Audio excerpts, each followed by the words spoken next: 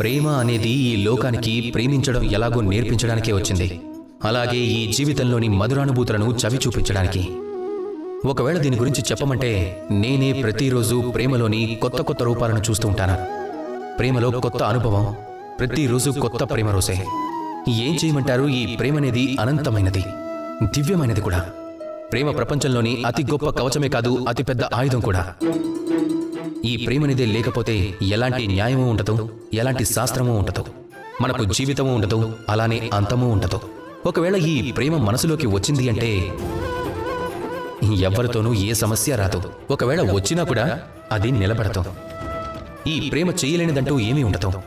ఈ ప్రేమ అన్ని సమస్యలని పరిష్కరిస్తుంది. మీలోని అహంకారాన్ని పెరగనివ్వకుండా అది పూర్తిగా నశింపచేయగలదు. తమని సాక్షాత్తు ఈశ్వరుణ్ణి దర్శింపజేస్తుంది. ప్రేమను ప్రేమించండి.